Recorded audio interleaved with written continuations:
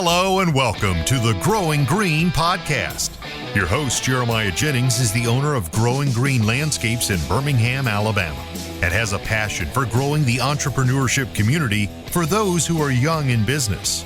Being a business owner isn't easy, especially in the early years, and that's why in this show we dive into a wide range of topics covering all the challenges small business owners deal with. Even if your company is generating $1 million or more, the stories from our great guest and Jeremiah's own firsthand experiences will propel your business forward. And now, here's your host, Jeremiah Jennings.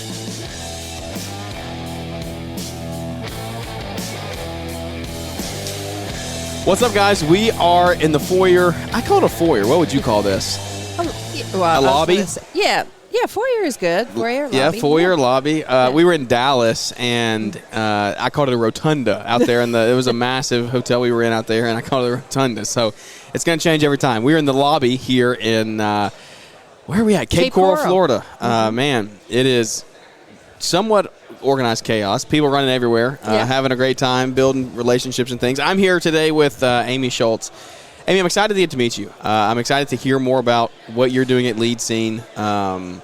Tons of opportunity in the green industry. Like, can you believe how this industry is changing, growing? Wow, it is amazing. And, something that I saw last week that I think was released from an AI platform called Perplexity was that the grounds maintenance industry is the only one in that space, and the pools and things like that is the only space that is not going to be affected negatively by AI taking over positions. Yeah. So it's super powerful. And we're at a conference talking about how to use it more in your business. Absolutely. Well, I'm going to give you a little bit of an introduction that is not probably worthy of it, but just so listeners know who you are, you have built a marketing company in Lead Scene that focuses on green industry. Specifically, you said irrigation, which was cool to hear. Yep. Because we do irrigation at home, and so trying to grow that. You're Meta certified, Google certified partners. So excited to hear those things. I'm really excited to, marketing is one of those things that I think there's so many. There's a marketing company, right? Everybody's a marketing company. Everybody can do this. Everybody can run ads. Everybody can do this. So it's like, okay, how do we find a good, trusted advisor, a partner that we can actually grow with? So I just really more. And I think what you're going to bring today is the value in just the education of what it's like to spend your dollars the right way, right? You have a commercial banking background, which is very interesting. I want to hear more about that. So walk us through your journey of getting into the green industry that we just talked about, right? Wow. This flourishing industry. How did you end up here? And then, I want to hear the tie of commercial banking into now a marketing company. Okay. I'm going to try to make it as short as possible. But 20 years ago, I was in commercial banking. And a lot of my portfolio of my banking clients were in the landscape industry. And every business owner, and I also had manufacturers as well, but every business owner, when I would come in and meet with them quarterly, they would always ask me the same question. Like, who do you truly know that understands marketing in our space? And at that time, it was pretty much Google only, right? Who do you know? And as a banker, I'm their trusted advisor. So I was the COI that I would refer them out for, property and casualty insurance and things like that. But that stuck in the back of my head. I quickly got recruited away to a consulting. I was more of a consultant. And I'll just say, when I was a consultant, I was selling marketing services to companies, and I kept asking my president, I need to understand how this all works, how this marketing piece works. And he said, no, you don't need to know that. Just stay in your lane. So that spurred me to getting to truly understand marketing, because my mind works a little different. I have half process and half creativity. So I went in search of, and that was in 2017. 2017, I started my own business, quickly ramped up because I went back to those businesses who asked me about who I knew as a good marketer, and I said, I'm your girl. Let me try some things on you. Yeah. Anyway, my business ramped up very quickly.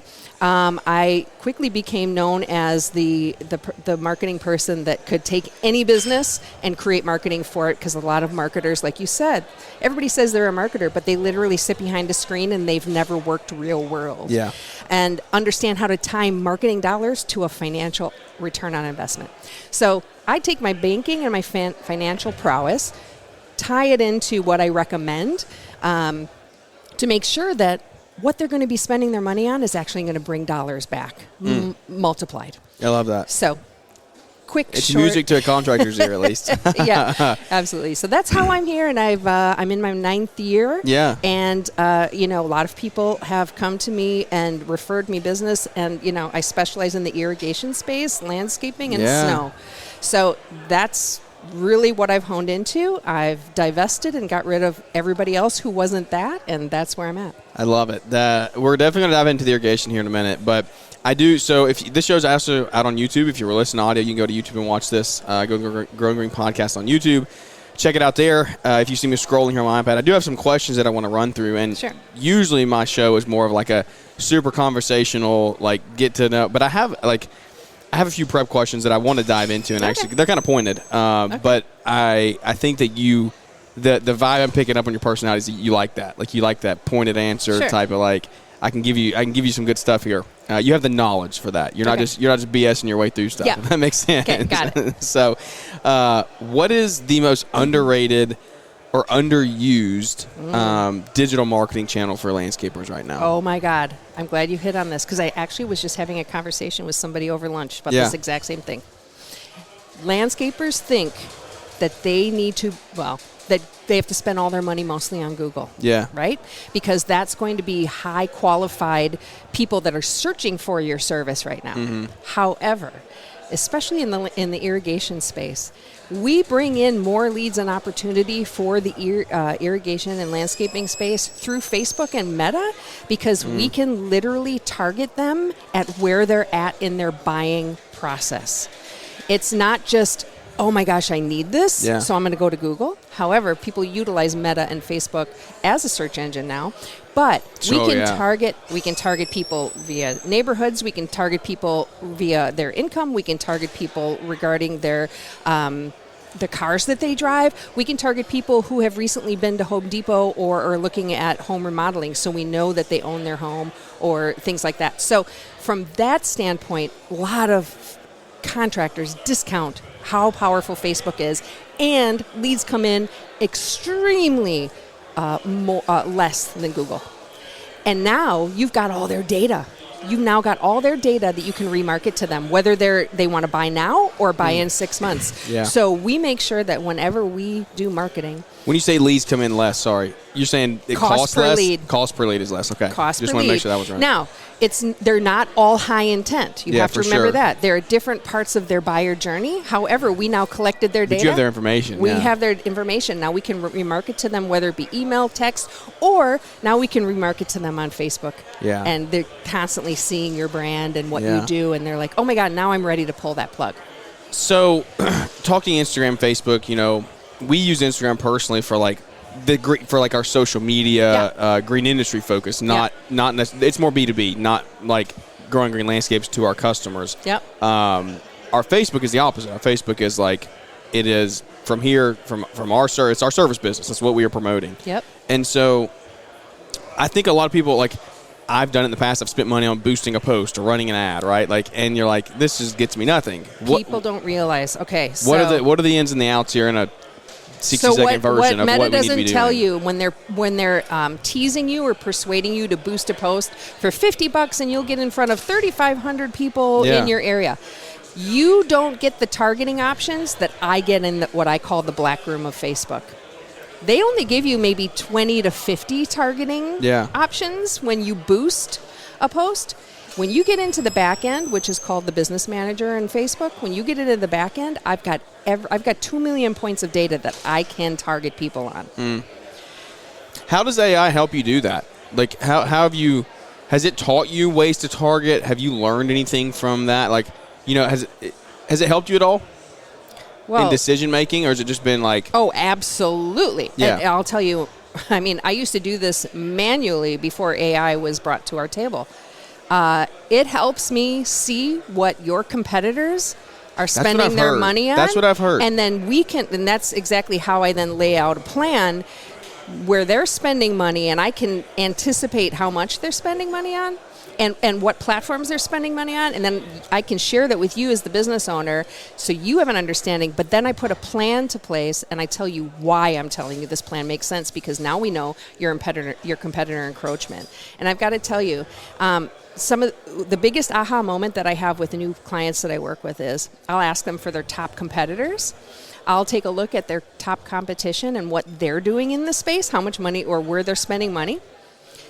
But then I usually find another 2 to 3 businesses that they have no idea existed, but they are their top competitors from a spend standpoint because they're showing up first in line on everything. Dude, I have that at home. Okay. I've seen that. Like, I don't ever see their business really, but they're all over the place. Yes. So when I show a business owner that, going, here are the ones you know about, here are the ones you don't. Now, let's take that data, and now we're going to put a plan in place, not only to upheave them, but to make sure that your marketing dollars are going to work for you. If there's I just onboarded somebody actually here in Leanscaper that I took a look, and they were spending money on Google. I took a look and said, you have got 250 competitors that are all spending money for the same keywords in your small area. Stop spending money there right now. We're going to put it all in Meta, and we're going to blow this up. Another place I have to talk to you about is LinkedIn. We do a lot of LinkedIn for the commercial side, but they stopped spending money on Google, put it in Meta, and we've got leads coming in the door like crazy that he never thought was possible. So you seem very confident in this. Very confident. Very confident. I've got years of data. Which is cool. I like that because it's not common. Like, it's hard to find a marketing company that has proof and like almost a guarantee. Like, I've never heard a marketing company guarantee anything. And so this almost sounds like a guarantee. You're not guaranteeing it, but you're pretty confident in it. So I've got all the data that I have that I'm confident that what I'm going to recommend to you for the next 90 days, we're going to have an impact to your business. Yeah. I don't do anything unless I am confident it's going to have a return on investment. Yeah. Because, you don't win unless the contractor wins most of the time. Like, you want that recurring business too. So it's like, I need you to win. Absolutely. So if I had this right, you call it search everywhere optimization. Mm-hmm. Is that right? That's right. What does that mean? Why that over search engine optimization? Well, we used to only have search engines for where people were searching for who can provide me the best whatever it is. Mm-hmm. Now we've got all kinds of different AI platforms that have now turned into search engines. ChatGPT being the most common, but there's also things like Perplexity and Manus and Google Gemini, and every week there's a new one coming out. I don't know if you heard, but as of last week, ChatGPT just said that they are launching that we can run ads on ChatGPT for businesses. No way. Yeah. It's not out. It's in beta right now. But all I'm going to say is search everywhere optimization. We have to, as marketers, work even harder now to get you visible in even more platforms and more places. So that's what search your job everywhere got harder. Optimization. Yes. So is it correct that you offer sales training? Do you do? Okay, and this is where I was going to go. Yeah, I want to hear more about that. Not only do we develop leads and a continuous lead engine, your team has to know how these differ from a warm referral from somebody, because a digital lead doesn't know you quite yet. Yeah. They've opted in on something that we're trying to do. I always say that our marketing grabs them by the wrists and walks them through your sales process. So wherever they are in that buying process, we need to walk them and put them in there. But most landscaping teams don't understand that. So when I become involved and partner with them, not only do we bring in leads, the first 30 days to 60 days, I am auditing their account and I am making sure that their team is following up. But before that ever happens, I tell them the best way to converse with a brand new lead. And we set up so much automation that it doesn't have to necessarily touch a human immediately. So it's automation and AI and things like that. But the humans have to understand when it comes to them, that means they are hot. So we help businesses not have to deal with all the tire kickers. Yeah. You're talking to the people that are ready. and ready now. That's and amazing. we're doing all the back end work, keeping them warm. Yeah, that's really good. There's some mowers go by now out there doing some landscaping. Awesome. How convenient. There we go. Let me transition over to this, and it's probably a lot. It's customer specific, division specific, but what are we talking, and definitely probably residential versus commercial. There's probably a separation here. Yep. What does a healthy cost per lead look like in a landscape company? And that's a hard question to answer, That's a really I understand. hard Because question to answer. you have a lot of, it depends on how much competition's in your area, I'm sure, like how many people are spending, like. Depends on the population. Correct, What yeah. population are we targeting? If you could throw like a crazy average number on it, like you don't hold anybody to anything, obviously. Average on Google, $50 to $90 average. Average on Meta, we're talking $10 to $15. Really? Mm-hmm. Now, I would say, okay, so to that, what is the qualification level of each of those? Because, you say Google's qualified leads. Sure, they're searching out your business, but it doesn't mean they're a qualified lead just because they're searching for the work, right? Correct. They could want something for $20 or $30, right? Correct. And then you just come up first. But if you come up first and that's the first number that they're calling or the first website that they're clicking to, and if you don't have a way on your website that people can interact with you immediately, i.e. chat widget, more than likely they're going to fall off and go to your competitor who can, because nobody wants to make a phone call these days. Hardly anybody wants to make a phone call. I mean, I'm even older and I don't want to make phone calls. Yeah. I want to instant chat with somebody and get my answers.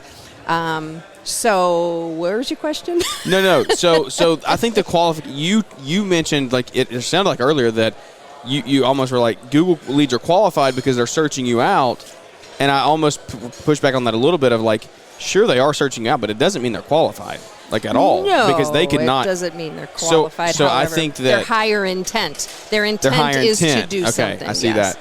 Okay, that makes more sense. So with that, is there a way? I guess what is the best way for, in your opinion, for a company to pre-qualify or qualify, like through their site or through their like in that first interaction? Maybe it's a chat widget, maybe it's like a what does that look like? What does that because that is everything. If I'm spending $50 to $90 per lead on Google, right? Yep.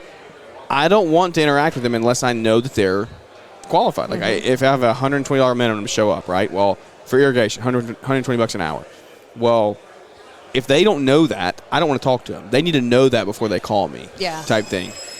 I don't have a definitive answer here, but there are preemptive things that we put in place. Let's just talk about the chat widget. I want to hear more about this. Like how those have evolved. So we utilize two different types of chat widgets. The first one, if I'm going to be working with somebody brand new, I always start with the manual human-involved chat widget, because they need to the people in the business need to understand when people are coming to you and they're asking you for, can you come and do a blowout for me this week, or how much is your blowout? That's a hot opportunity. Correct. You better get on them and respond immediately.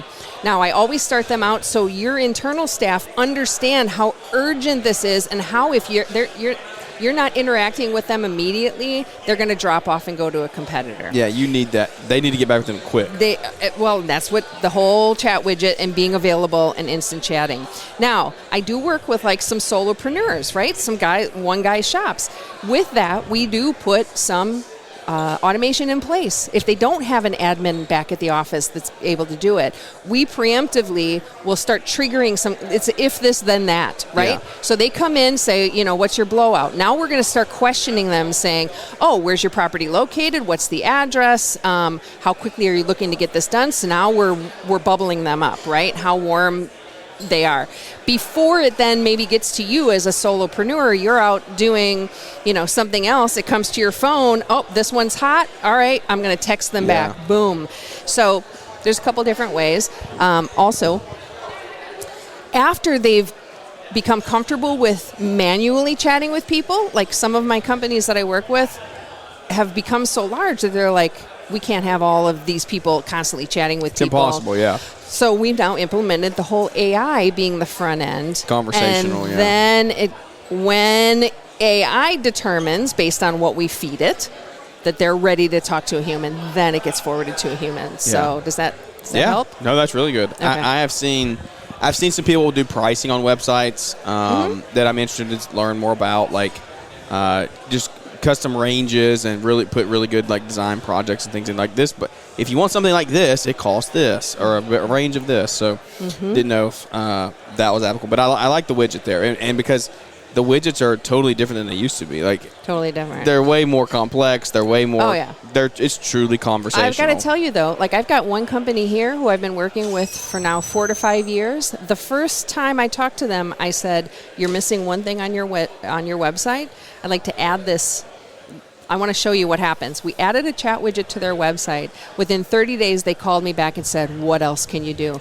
Within 90 days, they told me that they've already closed 20% more sales than is typical because it grabbed their information. It captured them on their website because people are at work. They don't want to make phone calls to you like trying to schedule a blowout or whatever. Yeah. So they're instant chatting on their phone or on their computer. So anyway, hopefully that makes sense. That's really interesting because I've seen so we can obviously I have like an Excel spreadsheet where all of our website visitors go to. Yeah. And so I can look and see who was on, how long they were on, things like that. Yeah. But there's times where like they'll stay on the site for a good minute, but they won't submit information. Mm-hmm. They won't do any sort of contact or anything. And like, what was the reason you didn't do? What was the reason that you didn't proceed through this? But are you retargeting them on Meta? No, no. Exactly. Yeah. So you can spend $1 a day and retarget those people and say, "Whoops, I think you forgot something. You were just on our website. You forgot something." Yeah. And now you can bring them a link back to the form they need or the chat widget or whatever the case is. You're missing opportunity. Yeah, that's really cool. That is really cool. You learn something new every day, right? Yeah. Really. Retargeting is the cheapest thing that you can do, and I'm literally $1 to maybe $3 a day total max that you have to spend to keep those people who left your website early, get them back on. Yeah, get them engaged. Yeah. I love that. Yep. So automation is obviously a huge part, right? Yep. Like this automatic responding, getting back to people. Automation is going to be that is literally what Manus is. Like if you're using Manus, it's all automation. Love Manus. Stuff, Manus right? is my favorite. Really? Yeah. I may need some help. I may pay you to get me set up in there because I've done it, but I'm like, this stuff's over my head. I need to figure it all out. But so you got AI agents, follow-ups, right? Lead management.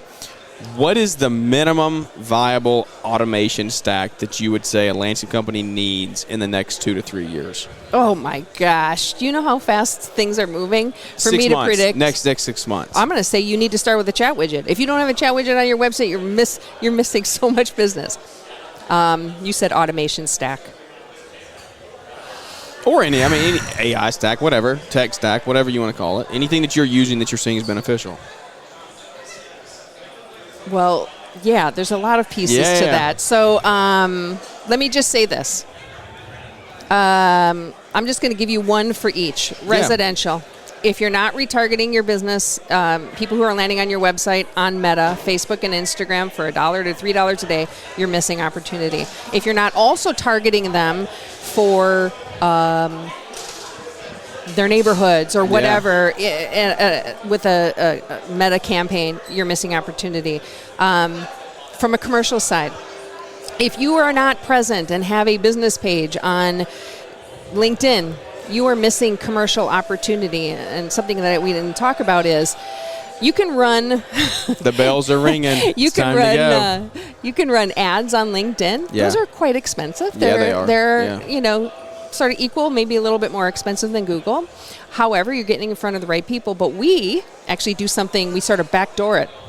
We do LinkedIn automation. So we have our clients do outreach to their ideal customer profile on LinkedIn through the back end, not through the front end.